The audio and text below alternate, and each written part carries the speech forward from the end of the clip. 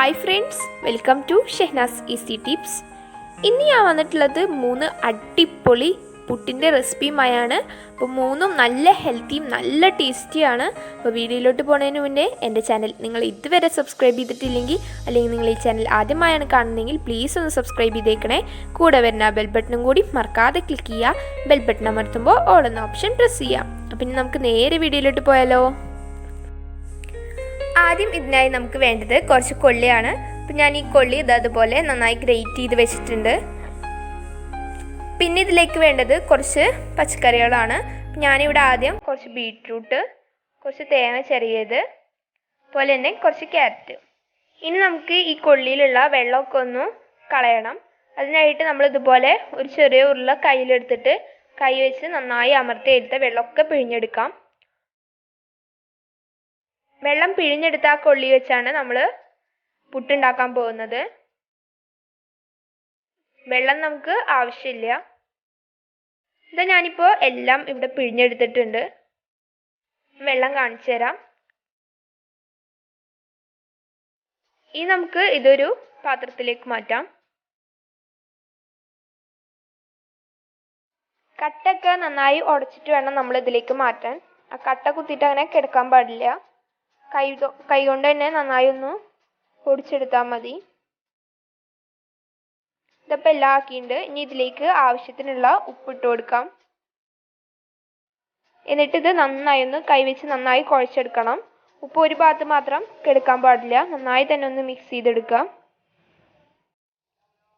ഇനി പുട്ട് വേവിക്കാനായിട്ട് നമ്മൾ കുറ്റിയിൽ ആദ്യം 2 ഗ്ലാസ് വെള്ളം ഒഴിച്ചിട്ട് അടുപ്പത്ത് തിളയ്ക്കാനായി വെക്കുക. ആ സമയം കൊണ്ട് നമുക്ക് കുറ്റിയിൽ നിറയ്ക്കാം.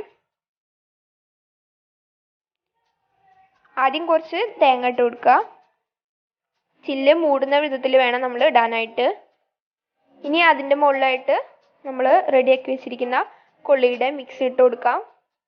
ഞാനിപ്പോൾ ഈ ഒരു രീതിയിലാണ് ചെയ്തെടുക്കുന്നത്. നിങ്ങളുടെ ഒരു ക്രിയേറ്റിവിറ്റി അനുസരിച്ച് നിങ്ങൾക്ക് എങ്ങനെ വേണമെങ്കിലും ചെയ്യാം കേട്ടോ. ഞാനിപ്പോൾ ബീട്രൂട്ട് ഇട്ട് കൊടുക്കുന്നുണ്ട്.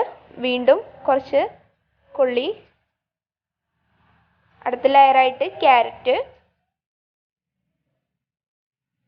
വീണ്ടും കൊള്ളി. ബീട്രൂട്ട് കുറച്ച് കൂടുതലായതുകൊണ്ട് വീണ്ടും കുറച്ച് ബീട്രൂട്ട് ഇട്ട് കൊടുക്കാം.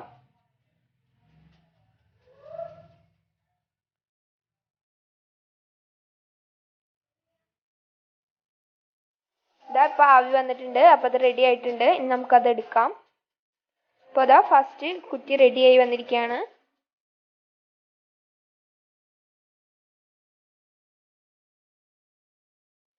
അടുത്ത പുട്ട് നമ്മൾ തയ്യാറാക്കുന്നത് ബീഫിൻ്റെ ഒരു മസാല വെച്ചിട്ടാണ്. ഈ മസാല ഞാൻ സമൂസ ഉണ്ടാക്കാൻ വേണ്ടിയിട്ട് തയ്യാറാക്കിയതാണ്. പക്ഷെ ഞങ്ങളുടെ സമൂസ പാളിപ്പോയി. അപ്പോൾ ഞങ്ങൾ പെട്ടെന്ന് പുട്ടുണ്ടാക്കാമെന്ന് വെച്ചപ്പോൾ പെട്ടെന്നൊരു ഐഡിയ വന്നതാണ്. നമുക്കൊന്ന് ഇറച്ചിപ്പുട്ട് ഒരെണ്ണം ഉണ്ടാക്കാം. അങ്ങനെ കുറച്ച് വെറൈറ്റി പുട്ടുകൾ ഉണ്ടാക്കാമെന്ന് വിചാരിച്ചു. അപ്പോൾ ആദ്യം നമ്മൾ ഇതുപോലെ തന്നെ തേങ്ങ ഇട്ട് കൊടുക്കുക. പിന്നെ അതിൻ്റെ മീതെയായി നമ്മുടെ ഇറച്ചി ഇട്ട് കൊടുക്കുക. എന്നിട്ട് സാധാ പോലെ കൊള്ളി ഇടാം. ഈ ഇറച്ചിയുടെ മിക്സ്ചർ എങ്ങനെ തയ്യാറാക്കിയെന്ന് അറിയണമെങ്കിൽ ഞാനൊരു കുറച്ച് മുമ്പായിട്ട് ഇറച്ചിവടയുടെ റെസിപ്പി ഇട്ടുണ്ടായിരുന്നു.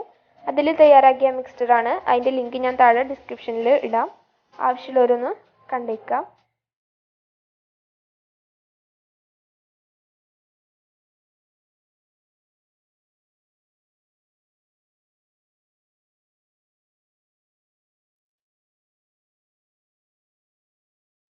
ഇത് കുറ്റി നിറച്ചെടുത്തിട്ടുണ്ട്. അപ്പോൾ ദാ നെക്സ്റ്റ് പുട്ടും റെഡിയായി.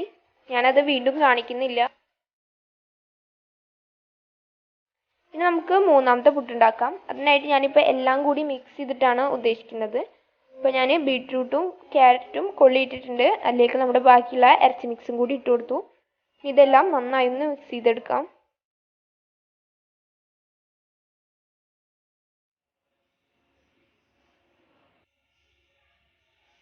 തേങ്ങ ചേർക്കുന്നില്ല കേട്ടോ.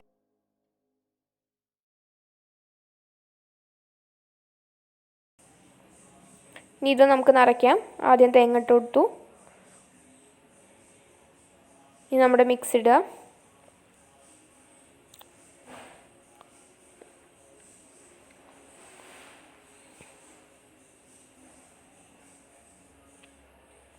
ഇങ്ങനെ ഇടയിൽ ഇട്ടില്ലെങ്കിലും തേങ്ങ ഇട്ടില്ലെങ്കിലും കുഴപ്പമൊന്നുമില്ല, നമുക്ക് ഒറ്റ പുട്ടായിട്ട് എടുക്കാം.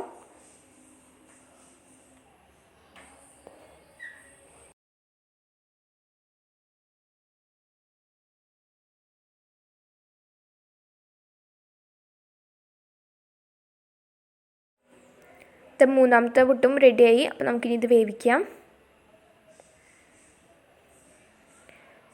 ഇതിൽ നിന്ന് നന്നായി ആവി വന്നു. ഇനി നമുക്കതെടുക്കാം. ഇപ്പം നമ്മുടെ മൂന്നാമത്തെ പുട്ടും റെഡി ആയിരിക്കുകയാണ്. നല്ല സൂപ്പറായ 3 ടേസ്റ്റിയായ പുട്ടുകളാണ്. എന്തായാലും ഒന്ന് ട്രൈ ചെയ്ത് നോക്കുക. എന്നിട്ട് നിങ്ങൾക്ക് ഏറ്റവും ഇഷ്ടപ്പെട്ടത് ഏതാണെന്ന് കമൻറ്റ് ചെയ്യാനും മറക്കരുത്. അപ്പോൾ വീഡിയോ ഇഷ്ടപ്പെട്ടാൽ ലൈക്ക് ചെയ്യാനും നിങ്ങളുടെ ഫാമിലിയും ഫ്രണ്ട്സും കാണണമെന്ന് ആഗ്രഹിക്കുന്നുണ്ടെങ്കിൽ ഷെയർ ചെയ്യാനും മറക്കരുത്. വീണ്ടും പുതിയൊരു വീഡിയോയുമായി വരുന്നവരെ ബൈ ബൈ.